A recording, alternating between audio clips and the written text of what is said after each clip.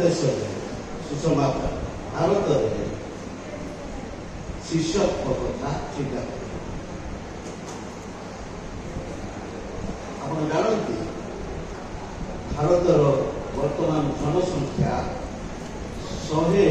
148 कोटी मात्र 3% प्रभु जानी आउ बाकी सब जानी ना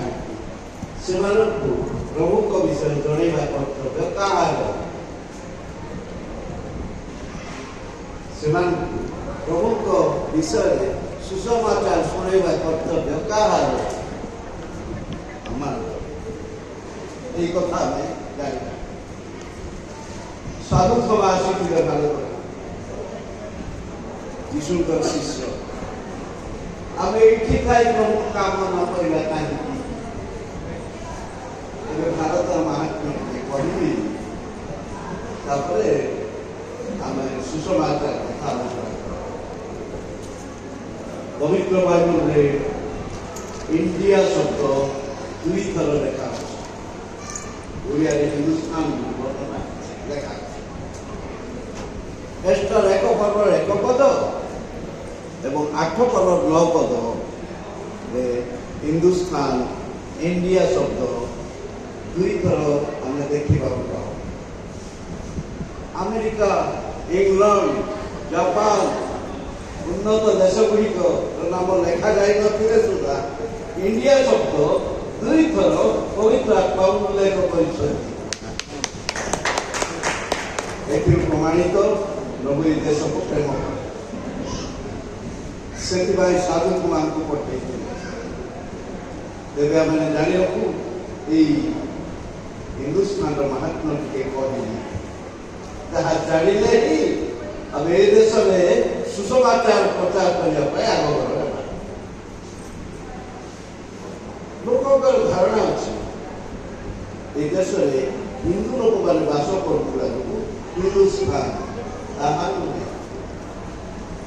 हिंदुस्तान शब्द केमती है कहली जो लोक मैंने आसी सिंधु नदी कूल बसती कले सिंधु बोली उच्चारण करें कहीगले सिंधु नदी नाम प्रकार हिंदू हिंदू लोक बास कर हिंदू नुहे अपभ्रंश हिंदू परिणत तेरे मुझे कहबी देश मूल बासिंदा किए माने क्यों माने बास करते जलप्लावन पर नौकर 3 पुत्र सेम हाम जफर एमान पृथ्वी वंश विस्तारित होता खाइबार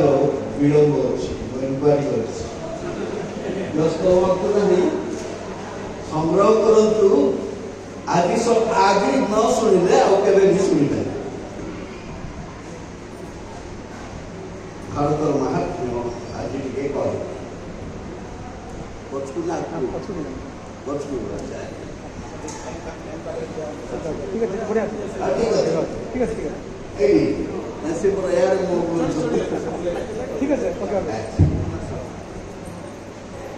आज पुस्तक 10 पर्व 22 पद सैनिकर पंचम पुत्र नाम थिला अराम समस्ते अराम सेम के नौकर प्रथम पुत्र सेम पुओ पंचम पुत्र का नाम अराम अराम गोष्ठी लोक मैंने जो भारत को आसले आर्यन आर्य आर्य मान बास करते भारत में भारत को आर्य भूमि भारत बोली कह नौकर प्रथम पुत्र स्वयं वंशधर आसी पंचम पुत्र राम गोष्ठी आसी बास कर किए आसी 10 पर्व 6 और 7 पर्व को बुझी आदि पुस्तक 10 6 7 कुश मिसर और कुक और किरान एमाने हमर संतान नाम किए द्वितीय कुशकर चतुर्थ पुत्र नाम रयमा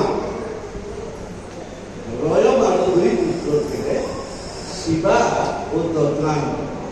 समस्त कहते दद्रान ये दद्रान गोष्ठी लोक भारत को आसी दक्षिण भारत बास कर ग्रामीण आर्य एवं ग्रामीण मान देश में बास कर